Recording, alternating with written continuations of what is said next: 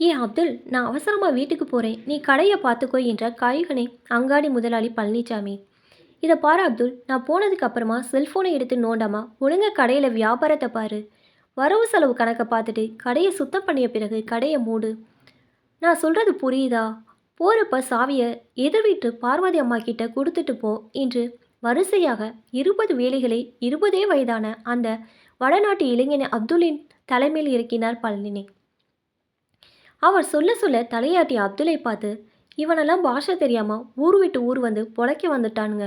இங்கே எங்க உசுறு போகுது என்று சத்தமாக முணங்கியபடி சினிங்கிய போனை கையில் எடுத்து, இதோ வீட்டுக்கு தாம்மா புறப்பட்டு வரேன் என்று மனைவியிடம் சொல்லிக்கொண்டே பழனி கடையை விட்டு அவசரமாய் வெளியேறினார். வேகமாய் பழனிசாமி பைக்கில் பறக்க, திடீரென தெருமுனையில் மளிகை கடைக்கார அண்ணாச்சி கைத்தட்டி அழைக்க, வண்டியை நிறுத்தி திரும்பி பார்த்தார் பழனிசாமி. இங்கே வாங்க பழனி, உங்ககிட்ட தான் பேசணும். உங்கள் கடையில் வேலை செய்கிற பையன்கிட்ட கடையை எந்த நம்பிக்கையில் ஒப்படைச்சிட்டு போகிறீங்க? தினமும் நடக்கிற கூத்து உங்களுக்கு தெரியாது. வட மாநிலத்து பையன் தானே, அதான் கூலியை கொஞ்சமாக கொடுத்துட்டு வேலையை அதிகமாக வாங்கிலாம் தப்பு கணக்கு போட்டுட்டீங்க. ஆனால் அங்கே நடக்கிறதே வேற. இந்த வீடியோவை பாருங்க என்று சொல்லி தனது செல்போனை எடுத்து காட்டினார் மளிகை கடை அண்ணாச்சி.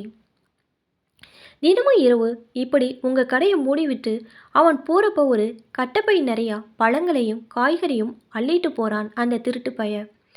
போகிற போக்க பார்த்தா உங்கள் கடையிலேருந்து திருடியதை கொண்டு போய் அவனை ஒரு கடை போட்டுருவான் பாருங்க. இந்த மாதிரியெல்லாம் நடக்கக்கூடாதுன்னு தான் நான் நம்பிக்கையான நம்ம ஊர் ஆளாக பார்த்து வேலைக்கு வைக்க காத்துக்கிட்டு இருக்கேன். உங்களை போல என்னால் ஏமாற முடியாது என்று நக்கலாக சொல்லி சிரித்தார் அண்ணாச்சி. அண்ணாச்சி, உங்கள் தகவலுக்கு மிக்க நன்றி என்றார் பழனி. அந்த செய்தி அவருக்கு பெரும் அதிர்ச்சியை தந்தாலும் அதைவிட ஒரு ஆச்சரியம். ஆடு நனையுதுன்னு இந்த ஓனா ஏன் அழுகுதுன்னு சுத்தமாகவே தன்னை பிடிக்காத இந்த மளிகை கடை அண்ணாச்சிக்கு திடீரென தன் மேல் என்ன அக்கறை என்ற கேள்வியும் மனதிற்குள் எழுந்தது பழனிசாமிக்கு.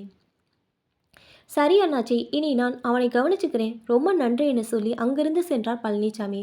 மறுநாள் காலை வேறு ஒரு உறவுக்கார சிறுவனுடன் கடைக்கு வந்த பழனிசாமியை கண்ட அப்துல் அதிர்ச்சியுடன் பார்த்தான். டே அப்துல், இன்னையிலேருந்து இந்த பையன்தான் கடையை பார்த்துக்க போகிறான். உனக்கு இங்கே வேலை இல்லை, கணக்கை பார்த்து காசு வாங்கிட்டு கிளம்பு என்று கோபமாக கத்தினார் பழனி. நாம் என்ன தப்பு செஞ்சோம் என்று தெரியாமல் விழித்த அப்துல் அதற்கான காரணத்தை வடமொழி கலந்த தமிழில் கேட்டான். வீர மாநிலத்தை சேர்ந்தவன் தெரிஞ்சே உன்னை வேலைக்கு சேர்த்த எனக்கே இப்படி துரோகம் பண்ணுறியா? தினமும் கடையிலேருந்து காய்க்கு பழங்களை கொண்டு போய் விற்று விடுகிற போல் தெரிகிறது. ஒரு சின்ன பங்கிட்ட இப்படி ஏமாந்து நிற்கிறேனே என்று சொன்ன முதலாளியின் கால்களில் விழுந்த ஐயா இல்லையா என்று மீண்டும் மீண்டும் அழுது கொண்டே சொன்னான் அப்துல். மறைத்து பேசியதாக கன்னத்தில் ஓங்கி அரைந்து அங்கிருந்து அவனை பிடித்து தள்ளினார் பழனி. அடித்த அடியில் கண்களில் மின்னலாய் ஒளி பறந்தது அப்துலுக்கு.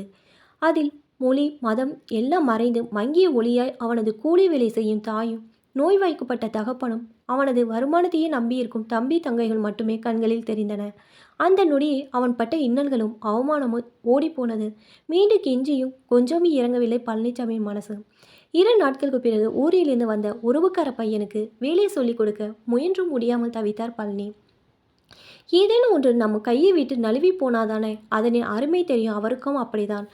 அப்துலிடம் அந்த திருட்டுத்தனம் மட்டும் இல்லை என்றால் அப்துலை போன்ற அருமையான சிறுவனை எங்கும் தேட முடியாது என்று எண்ணி மனம் வருந்தினார் பழனி. மறுநாள் பழனிசாமியின் பிறந்த நாள். வீட்டிலே கேக் வெட்டி விமர்சையாக கொண்டாடிவிட்டு முதியோர் இல்லத்திற்கு உணவளிக்க சென்றனர் பழனிசாமி தம்பதியினர். உணவை உண்ட முதியோர்கள் பழனிசாமி வாழ்த்தியதோடு, ஐயா, நீங்கள் தினமும் எங்களது வயதை கருதி கொடுத்து விடுகிற அந்த பழங்களும் காய்களும் தான் எங்களது ஆரோக்கியத்திற்கு வித்திட்டது. எல்லாம் வீணா போச்சுன்னு தூக்கி எறியாமல் கொடுத்து விடுகிற அந்த பழங்களையும் காய்களையும் அந்த அப்துல் தம்பி நல்ல பாகங்களை மட்டும் வெட்டி எங்களுக்கு துண்டு போட்டு தூள் நீக்கி பழமாகவோ அல்லது பழச்சாறாகவோ இரவு நேரத்தில் கொடுத்துட்டு போகும். அதுவும் உங்களோட நல்ல மனசால நீங்கள் 100 வருஷம் நல்லா இருப்பீங்க. உங்களுக்கு கோடு புண்ணியம் என்று நிகழ்ந்த முதியவர்கள் முன் தலை குனிந்து நின்றார் பழனிசாமி. அன்றிலிருந்து மன்னிப்பு கேட்பதற்காக அவனது கண்கள் தவறு செய்யாத அப்துலை தேட ஆரம்பித்தது. ஒரு நாள் அண்ணாச்சி கடையை தாண்டி சென்ற பழனி சற்றென திரும்பி பார்த்தார். அங்கே மளிகை கடையில் வேலை பார்த்து கொண்டிருந்த அப்துலை கண்டது தூக்கி வாரி போட்டது பழனிக்கு. பழனியை கண்ட மளிகை கடை அண்ணாச்சியோ சிரித்து கொண்டே, என்னப்பா பழனி அப்படி பார்க்குற? உன் கடையில் வேலை பார்த்தா அதே அப்துல் தான் இவன். இந்த மாதிரி நம்பிக்கையான பசங்க கிடைக்கிறதுலாம் ரொம்ப கஷ்டம் பழனி. என்ன ஏதுன்னு கூட விசாரிக்காம விரட்டி விட்டியாமே, அது தெரிஞ்சு நான் உடனே கூப்பிட்டு வேலைக்கு சேர்த்துக்கிட்டேன். பழனவே பாலில் விழுவதை யாரும் வேண்டான்னு சொல்லுவாங்களா? அது மாதிரி தான் நான் இதுவும் என்று கிண்டலாக சொன்னார் மளிகை கடை அண்ணாச்சி. ஏமாற சொன்னது நானோ என்பது போல் ஏளனமாய் ஒரு பார்வையும் பார்த்தார். கொஞ்சமும் யோசிக்காத அடுத்தவரின் பேச்சை கேட்டு தீர விசாரிக்காமல் தான் செய்த தவறுக்கு கிடைத்த பெரிய தண்டனை இது என்பதை பழனி உணர்ந்தார். அங்கே ஓநாய் சிரிக்க ஆடோ நனைந்து கொண்டே சென்றது.